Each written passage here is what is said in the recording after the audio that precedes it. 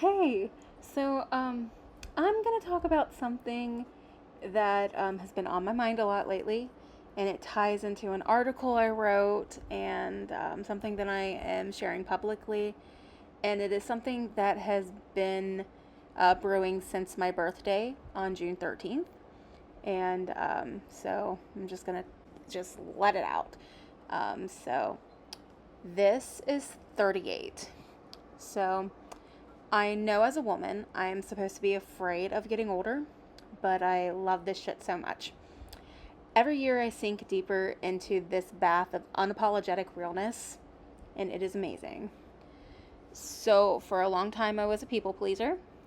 I let words and opinions affect me, and it changed me. And I became quiet. I stopped talking freely. I started centering myself around people. Um, I was worried that I would say something that would offend them or anger them, that I would come off as like an all about me kind of person or just cause a stink in general because I mentioned basic facts of my life. Um, I know I say, oh, people got sick of my shit a long time ago. I didn't want to be seen as like that person that was always negative and, if I mentioned my kids or the health struggles or whatever. So, without realizing, I changed myself to fit in with the people that I was surrounded around and by. Um, I changed myself in hopes of being accepted, and even when that still was not enough, I still like just tried. Um, People would make statements behind my back and even write to my face. It's uncomfortable for me to hear about your dead babies, your health struggles, your grief. You need therapy. Um, and not in a nice way. And statements like that absolutely destroyed me. Um, so on one day, it was during a really long and lonely period of like this crippling depression, a really bad grief wave. Um, I was home alone. The kids were at school. JD was at work, and I hadn't even bothered getting dressed. I hadn't showered or washed my hair or brushed my hair in days, and I was just sitting on the couch, and I hadn't even bothered to turn something on the TV. The TV was just on and on the home screen. And as I'm just kind of sitting there staring, I realized that someone had changed our screensaver from the generic images to personal images. Several years ago, I went through this thing where I scanned and uploaded every single picture from like, family photos and scanned them so we would have digital copies. And I realized that somebody had changed the screensaver to like all of our personal images. Um, and just watching, I'm staring at the screen, just watching these pictures switch right before my eyes. So I'm seeing myself as like a baby, or family photos and reunions, some reunions like before I came along, graduation parties, weddings, performances like open mic nights, and like landscape photos at the beach or on the mountains. Um, and hours passed and I didn't even realize. And I'm sitting there and I'm thinking about myself and I'm thinking about my family and my friends. These pictures just like, I saw a picture from Japan and I'm like, oh yeah, that was a great time. That was my first time in Japan with, um, or seeing a bunch of, seeing a picture of JD and all of his buddies when they went out to the beach one year, just the guys. Um, but I started thinking about these people and myself and my family, and I just started thinking about who I was as a whole. Um, Not in just recent years, but all of me. Like who I was before I became a mom, who I was before health struggles like changed me, who I was when I was a teenager. That like I'm not tooting my own horn here, but People once thought that I was a super cruel girl. I mean, I was everyone's friend. I was horse crazy. I was a sunflower loving gamer girl.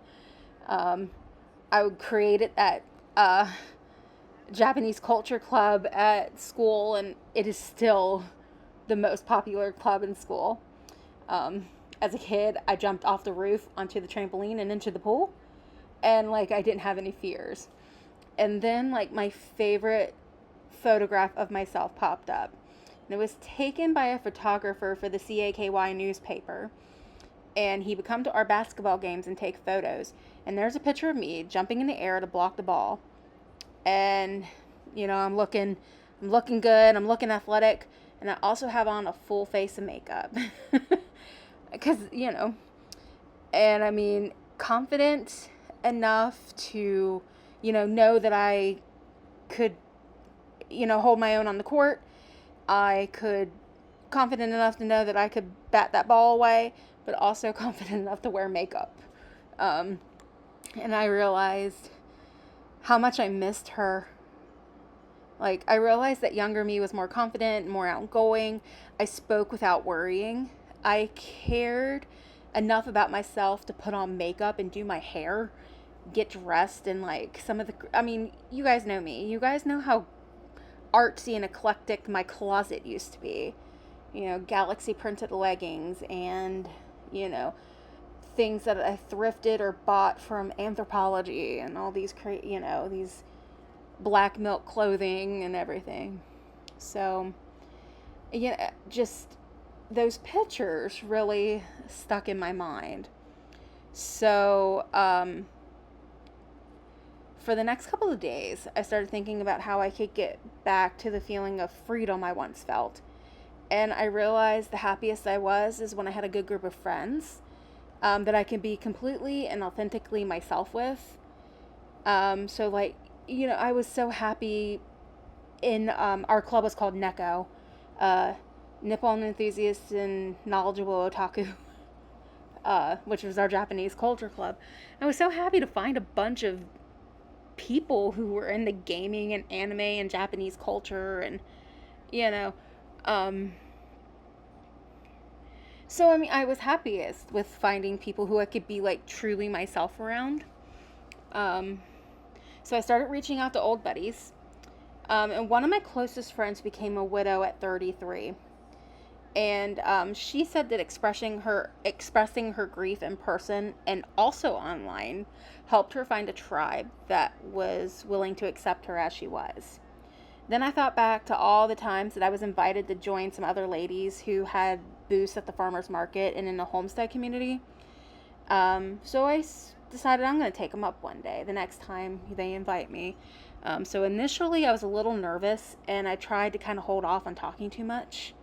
But very quickly I learned that I was in a group of women that were confident and authentically themselves. They were comfortable with sharing intimate things about themselves and their families, and then they listened to others without judgment. So I felt comfortable enough to start doing that too. So I started sharing my personal experiences, and doing that has always been my way to relate to others. I mean, I've always found it refreshing when people share their real feelings and their real struggles in life, and not just the good. Because I mean, it helps us all feel less alone and less abnormal when things do go dark. Um, you know, so being open and finding a good tribe helped me feel like I was getting my mojo back. And I also learned some vital things like boundaries and taking care of myself with them. So it's just really nice to say what I want to say without worrying whether other people are going to be okay with what I said. And, to set boundaries and bite back when someone tries to cross them. Um, Life is too short to be surrounded by people who you feel like you need to change yourself to be around. It's too short to surround yourself with people who don't like your true, authentic self. So, to go back on this whole bath, sinking deeper into a bath of unapologetic realness has never been so refreshing. Um, so, also a part of this freedom comes with knowing that growing older is a privilege, which is something that I have known for a long time. I mean, like my brother Hunter, he was a week away from his 19th birthday when he was killed, uh, robbed and murdered. I mean, yeah, Um, our friend Jared, he died in a drunk driving accident. He was 20. So I mean, like, we've lost two babies and like countless pregnancies, miscarriages, um, second trimester miscarriages, ectopic pregnancy. Um, then like as throughout the years as we've dealt with like serious health issues, I've seen so many people of all ages like die of a disease. Kids, young adults, like people in the prime of their lives, like 30s, 40s, you know, these are like people with family and friends and careers and kids about to graduate high school. Like our brother-in-law, um, Francesca, JD's sister, her first husband or partner, um, he passed away um, like 15 months ago. He was, I think, in his 40s. Yeah, he was in his 40s.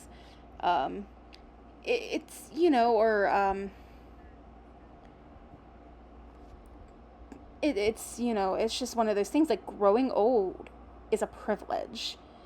You can't turn on the news or the TV or anything without hearing about a drunk driving accident or an accidental drowning or a heart attack. Um, so, as you go through life, you meet so many wonderful people, but the sad reality is that not all of us are going to have the privilege of becoming old. It makes me think Dolly Parton sang a song called You Better Get the Living. And there's a line in that song that says, "The day we're born, we're start to die, so don't waste 1 minute of this life." So, you know. Um, so, like, I've not been shy about, like, struggling with crippling depression through most of my adult life. Um, I know there were times where, like, my family and my friends, they worried about me and wondered if I would do something drastic. And I wasn't shy about, like, suicide ideation. I was open and transparent about it. Um, I mean, even as recently as, like, 2, 3 years ago. Um, but I have been stable for a while, and that's really fantastic. I hope I don't jinx anything. Um, I know that this is something that I'm always going to struggle with. I'm going to have periods of, like, grief waves. And, there might be a time down the road, hopefully long, long down the road, where I'm going to have a period of time where it's hard to get out of bed or brush my hair or do anything. Um, but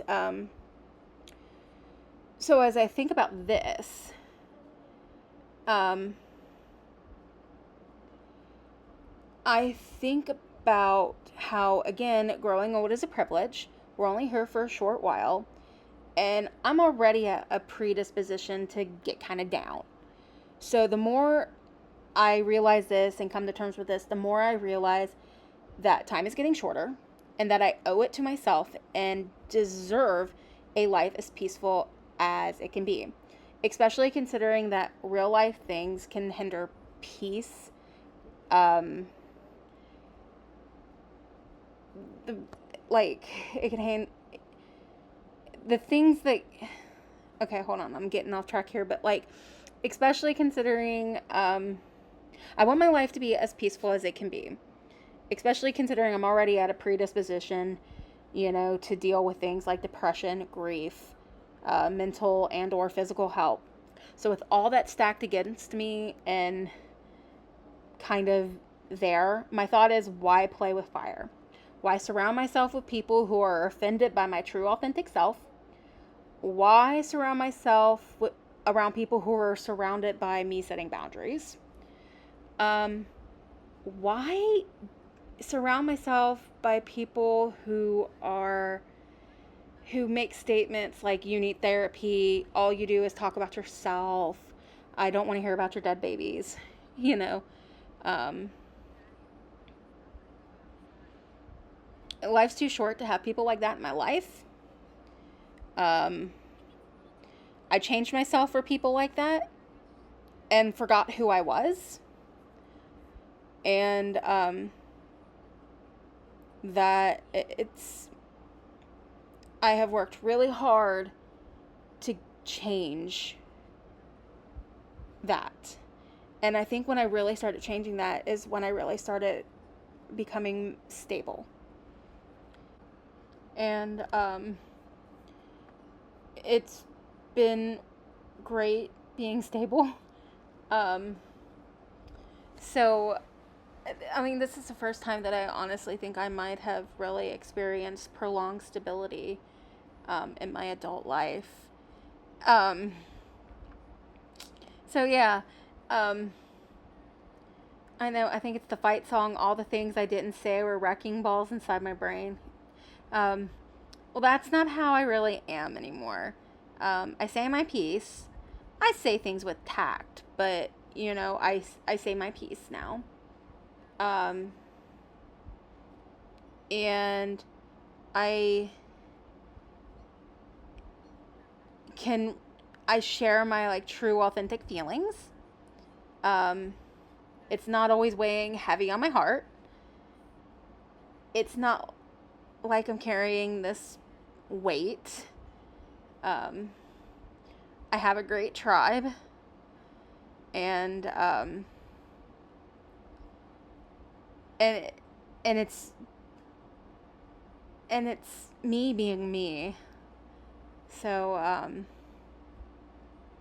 you know, if you know anything about me, you know that I do quite enjoy a nice long soak in the tub.